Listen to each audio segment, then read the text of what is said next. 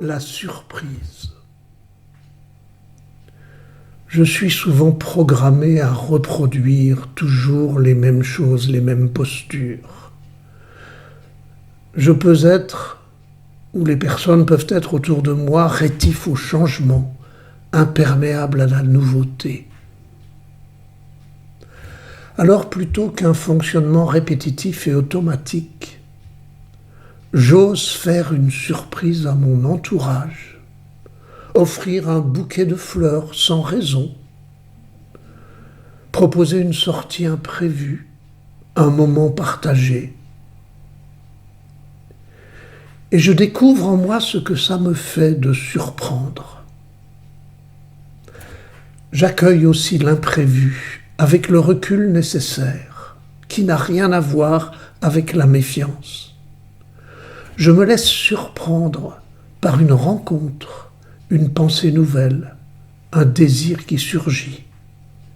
Et j'apprends à accueillir les surprises comme l'eau qui régénère mon corps, comme le soleil qui réchauffe ma peau.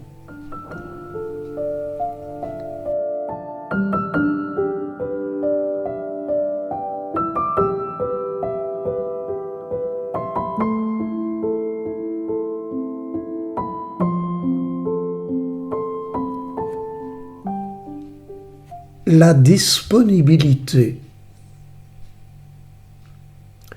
Nous sommes souvent tellement préoccupés et submergés de tas de choses à faire, passant parfois à côté de l'essentiel, sans rien voir.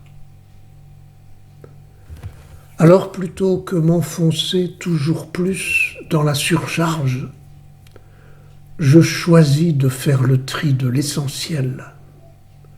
Je lâche prise sur le secondaire.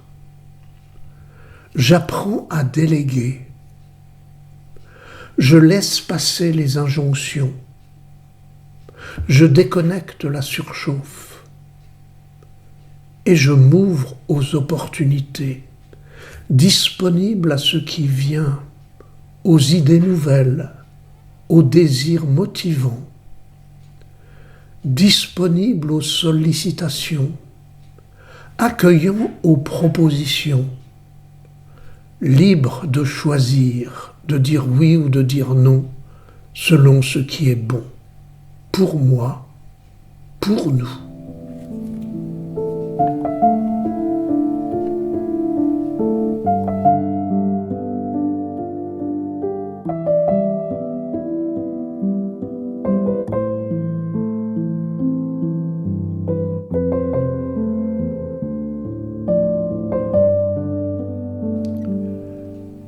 L'aventure. Selon nos tempéraments, nous sommes casse-cou ignorant le danger ou paniqués par l'imprévu et la perte de contrôle. Plutôt que l'insécurité et la peur, je nomme ce qui me sécurise, mes capacités, mes compétences, mon expérience, sans me croire tout puissant.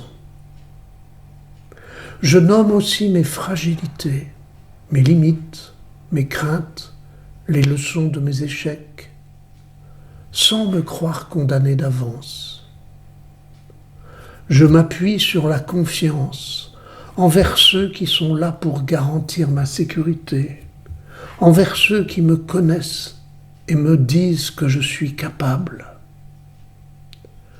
Alors, je peux accueillir l'aventure, prendre le temps d'oser ou de me préparer encore, jusqu'à découvrir la fierté d'avoir osé et pris confiance.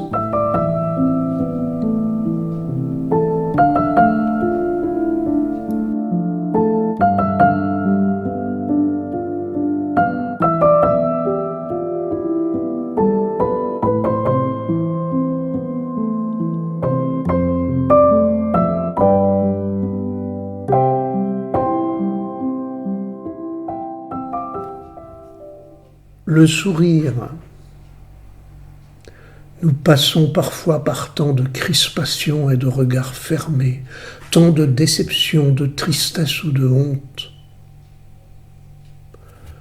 Plutôt que toujours serrer les dents, je choisis de voir le verre à moitié plein, sans oublier de voir ce qui reste vide. Je souris aux petits cadeaux de la vie, sans attendre la fin de toutes les difficultés. Je souris au passage d'un enfant, à l'ouverture d'une fleur, à la rencontre imprévue qui me réjouit et me rassure. Je choisis de chercher les personnes de confiance plutôt que de récriminer dans la méfiance. Je souris au soleil qui réchauffe, à la pluie qui irrigue. Je souris à l'amour et à l'amitié. Je souris à la solidarité dans l'épreuve. Je souris non pour être béat, mais pour faire face.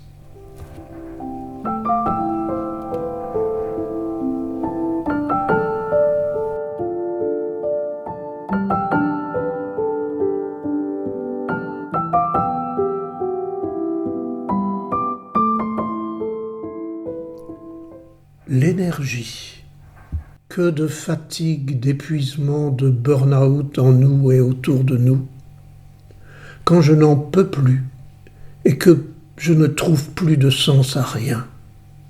Plutôt que la lamentation et la culpabilisation, je choisis de prendre soin de moi, d'accueillir ma fatigue, de soigner ce qui doit l'être, de me donner droit au repos, au décrochage momentané. Les cimetières sont peuplés de gens qui se croyaient indispensables. Je quitte ce qui est toxique. Je cesse de me conformer à ce que les autres exigent de moi. Je me réajuste à mes aspirations, à ma mission de vie. Je choisis de me brancher à ma source d'énergie en me reconnectant à ma pépite précieuse et indestructible, en choisissant tout simplement d'être ce que je suis.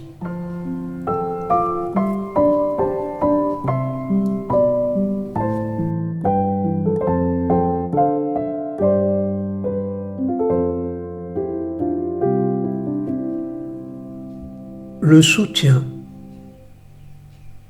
C'est trop souvent chacun pour soi et cette sensation d'être seul et incompris. Plutôt que m'enfermer dans une solitude mortifère, je cherche du soutien près de tel ou tel de mes proches. J'ose appeler au secours si je suis une femme battue, un enfant violenté, un adulte en détresse. J'ose aller parler de mes problèmes à une personne de confiance. Je laisse ceux qui me jugent croire qu'ils sont les plus forts. Et si j'ai la chance d'être heureux de vivre, je ne tends pas la main du haut de mon bonheur, mais je m'approche en frères et sœurs pour se tenir par la main et marcher ensemble, pour se soutenir mutuellement et grandir ensemble vers un monde plus fraternel.